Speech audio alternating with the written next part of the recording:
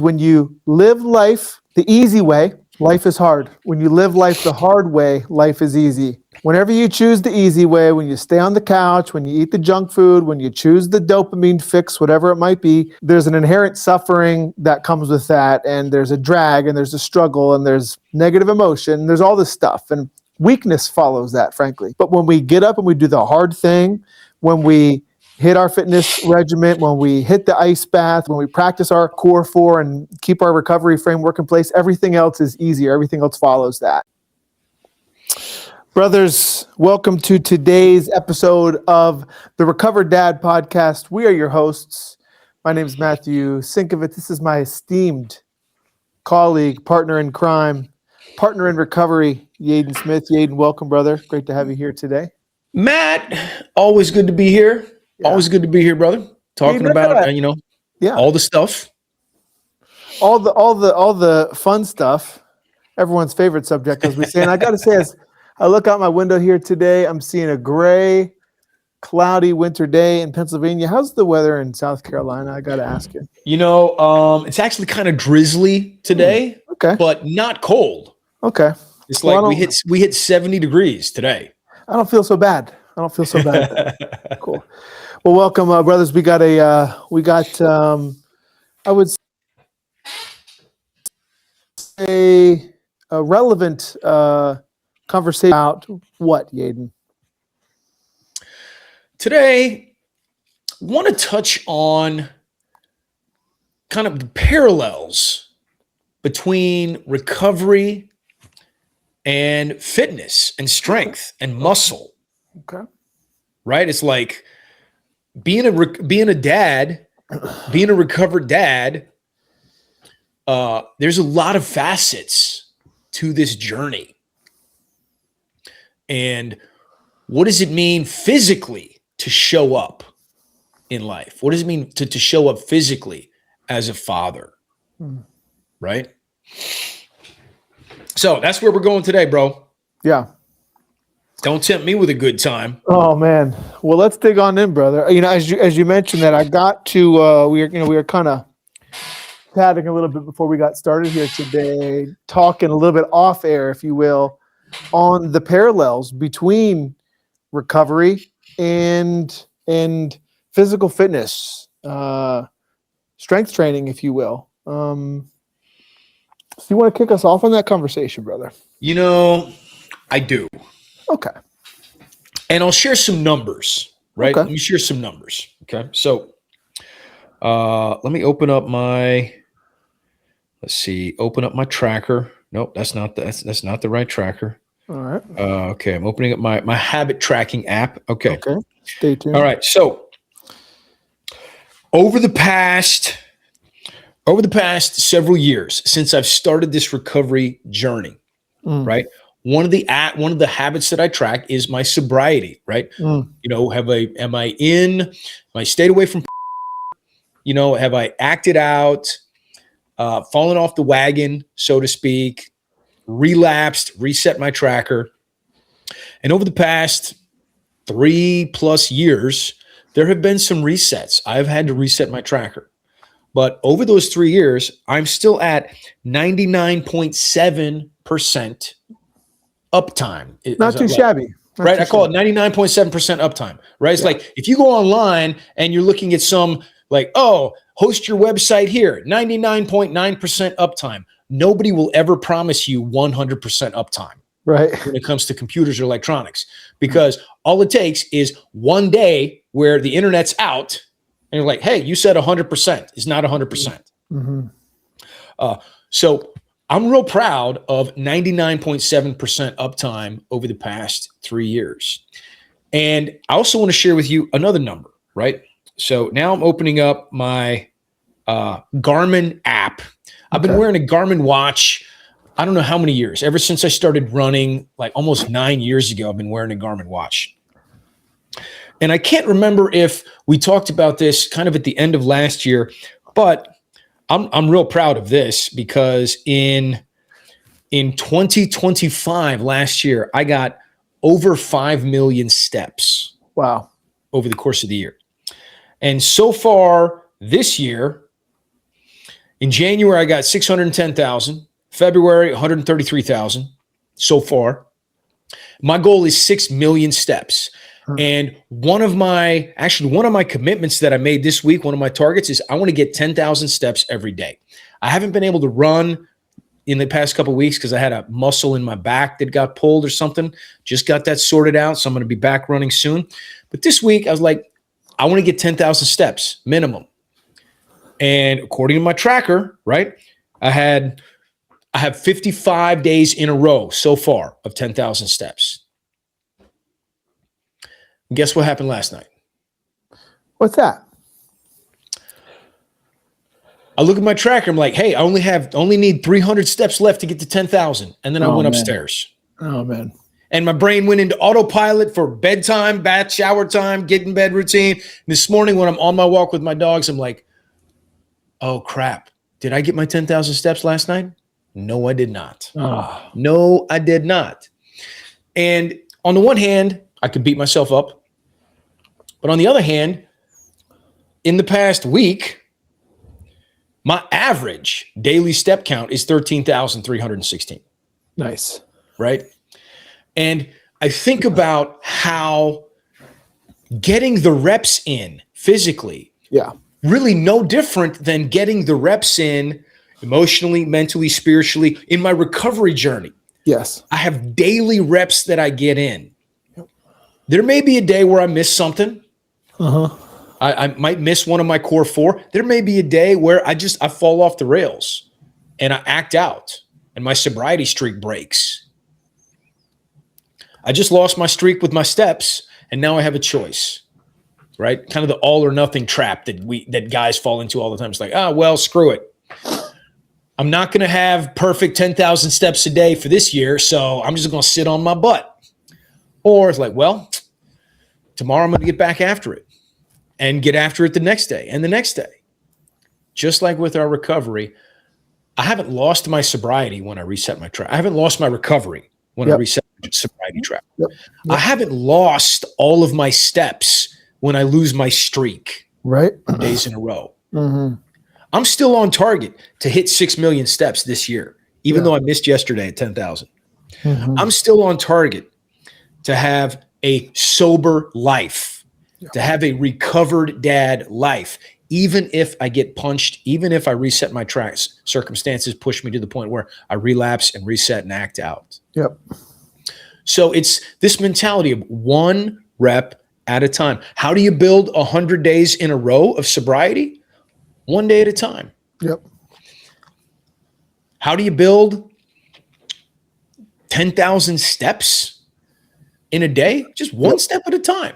You know? Yaden, I know you're a avid fitness buff, if you will, for lack of a better term.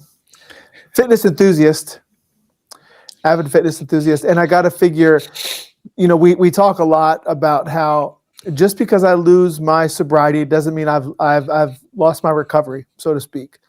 That sobriety is quantitative; it's days on a tracker. Recovery is cumulative, and I got to think about just like your steps. I know you're very active around your strength training. It's like you miss one day of strength training, or you miss something gets off with your strength training. You don't lose the muscle mass and all the strength you've built over years and years and years of consistency. It applies the same. So I love the concept of just the daily reps is really the greater focus here in this journey.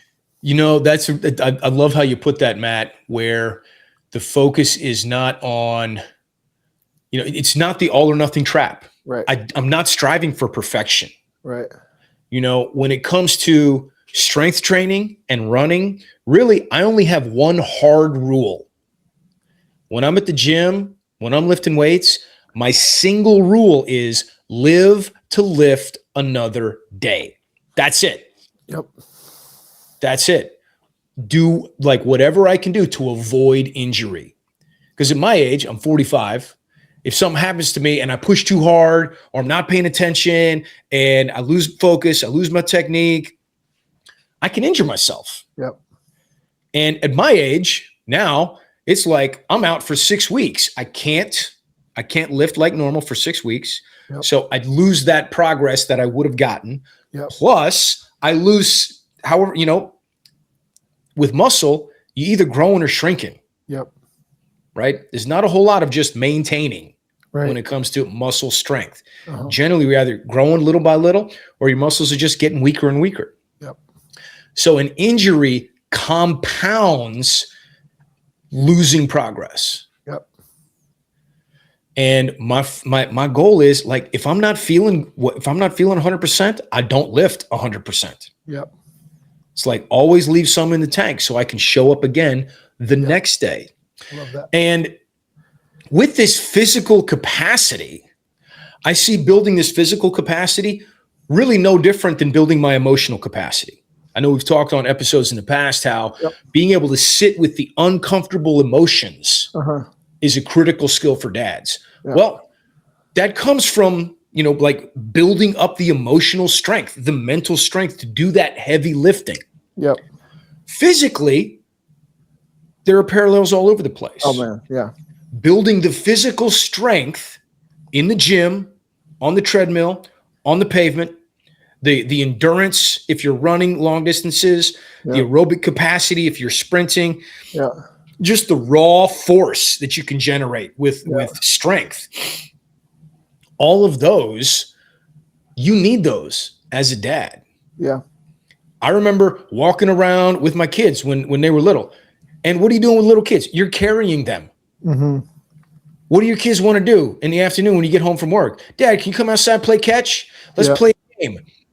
Kids want to play games sitting on the floor. Yeah. And part of my focus as a dad is I never, now injuries and sickness, those are different, right? If you're truly incapacitated, that's not what I'm talking about. Yep. But I don't want to be the dad that doesn't have the capacity to engage with my kids physically. Yep. Yep. I gotta also speak to, I think about the work that is done through endurance races and physical fitness. Like, Joe Rogan speaks frequently about how he does an ice plunge first thing every single day. And he said, that is because I'm going to choose, life is hard, but I'm going to choose the hardest part of my day every single day. So I'm going to get up and I'm going to get into that ice bath. And as a result, everything else is going to get quieter. So I got to speak to the correlation that I've seen, that I've experienced, that I suspect you may also see. And when you go out here and you do these endurance races, whenever you train for an Ironman, when you do a Spartan, when you're in the gym every single day, you're also expanding your emotional capacity, which translates to your kids, which translates to recovery, which translates to the ability to sit with uncomfortable emotions. There's a direct correlation there, I got to say. Doing the thing, there's a phrase I heard somewhere is like, train hard. Yep. I remember this. This was when I think I was in college doing kickboxing and Kenpo karate, just kind of mixed martial arts. It's like my sensei would say, train hard so you can fight easy. Yeah. And life is really no different. Train hard so that when it's the competition, so when I show up for the Ironman, so when I show up for the marathon, for the Spartan, right? That's not the time for training. Yeah. That's where all the training is on display, how much you have trained for that event. Yeah. The time to train for that is done. Mm-hmm. And let me tell you, it's tough. Right? There's a reason they call it working out, because it's work. Yeah. There are lifts that I do not enjoy. When I'm at the gym, it's like, oh my gosh, I got to do, whatever it is. Like tricep cable pull downs. I'm like, oh my gosh, my arms are just burning. It's like, I don't want to do those last 3 reps. But I know those are the reps that make a difference. Yeah. Those are the ones that really stimulate the muscle to grow. Yeah. Just like when I'm doing my meditation, when I'm on my walk with the dogs, when I'm journaling, when I'm reading, sitting with those uncomfortable emotions, like, I just want to zone out. Yeah. I want to zone out. I don't want to engage with my emotions. I want to numb what's going on. But choosing the hard, like what Joe Rogan was talking about, choosing that hard first thing in the morning. Yeah. I'll give you an example, right? So just yesterday, right? And choosing your hard physically directly correlates and translates into choosing your hard emotionally.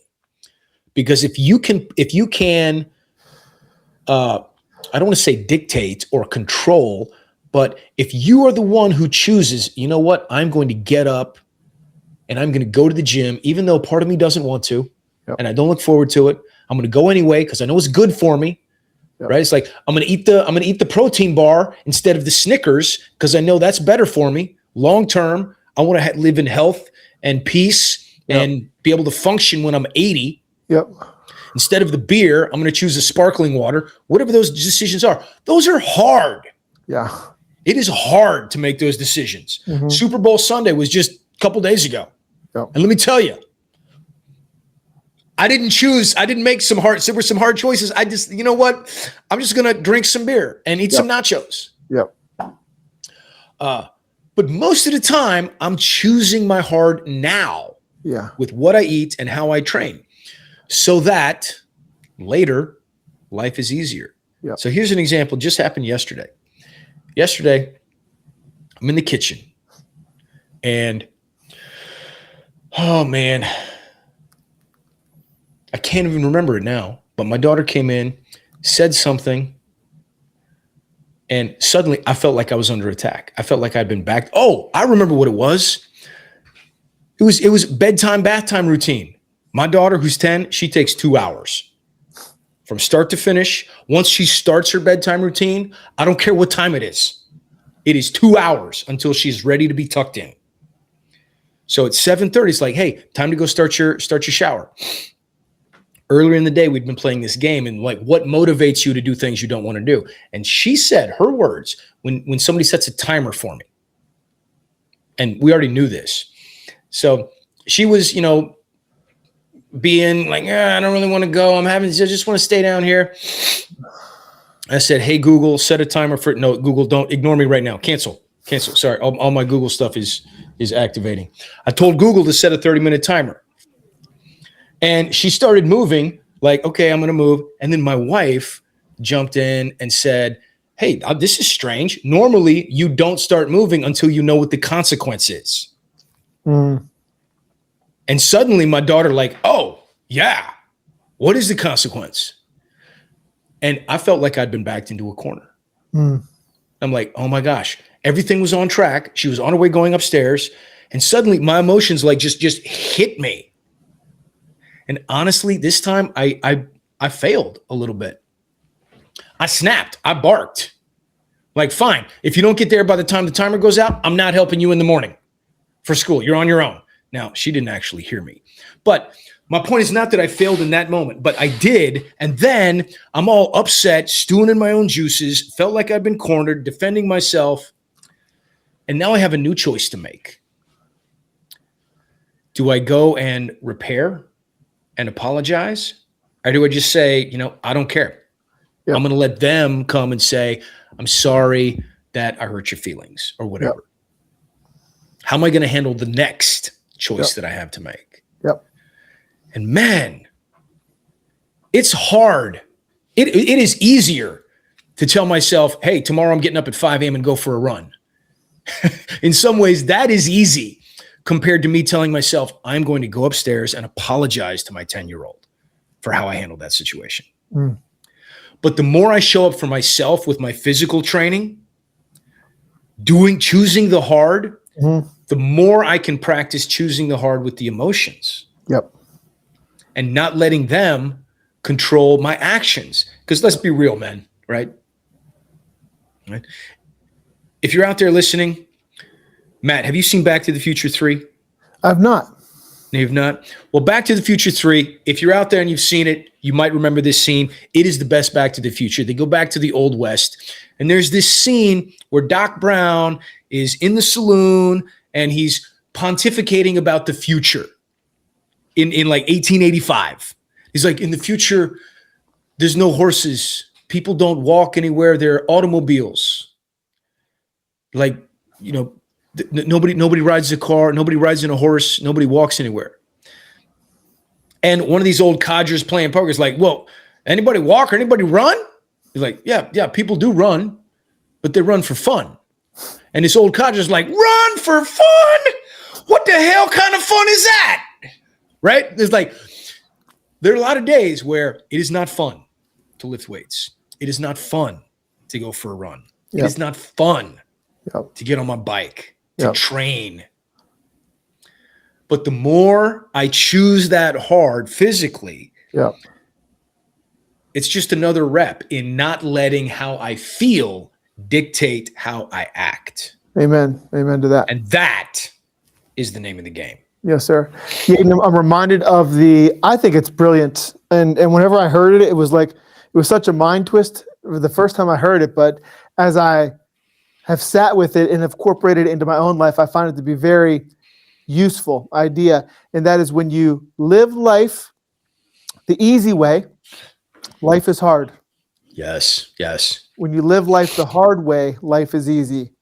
Whenever you choose the easy way, when you stay on the couch, when you eat the junk food, when you choose the dopamine fix, whatever it might be, there's an inherent suffering that comes with that. And there's a drag and there's a struggle and there's negative emotion. There's all this stuff. And weakness follows that, frankly, But when we get up and we do the hard thing, when we hit our fitness regimen, when we hit the ice bath, when we practice our core four and keep our recovery framework in place, everything else is easier. Everything else follows that. Mm-hmm. And that's what I hear you speaking to here today, man. And it's no different with recovery, right? It's like, I think to all the decades of my life where I was stuck in, like, that was easy. Couple of clicks on the phone. It's like, bam, I'm getting my dopamine hit. Having this artificial validation, artificial connection, totally fake. And it almost worked as a coping mechanism. And now, like, it's hard doing the work to connect with my wife, to regulate my own nervous system, to calm myself down emotionally. That's hard. It's not easy. But the benefits, my God. I wouldn't trade it I would not go back. The benefits I have from my strength training, the benefits I have from my running, the benefits I have from the hard work of recovery, like, y'all, it is changed my life. All of this choosing hard over the past years. So that's what we're talking about today, bro. Yeah. Love it, brother. Moral of the story, like, choose your hard. Do the work that feels inconvenient. Show up for yourself physically, because it's going to translate to every aspect of yourself. And how you do anything is how you do everything. Like, what's the moral of the story? I think that's it today, man. Yeah. The moral of the story is choose your hard today. Yes. Good stuff, Yaden. Thank you for the shares, brother. And thank you, men, for tuning in with us here today. Feel good for you today, Yaden? I love it, bro. Here we go. I'm gonna send the hearts of love. Gosh. Video. It is Valentine's Day. So we're dating. Oh, that's true. That's true. Valentine's Day is coming up this Saturday. You mentioned the Super Bowl. We got Valentine's Day coming up. So whenever you're catching this, happy Valentine's Day, and hope your team won. And we appreciate you being here today, brothers. Choose your hard wherever you are in the world. We love and appreciate you. We'll look forward to seeing you soon. Check us out at therecovereddad.com for more information about what we're up to in the world. And we'll catch you next time. Peace and power. Noble men. Noble men. Bye-bye.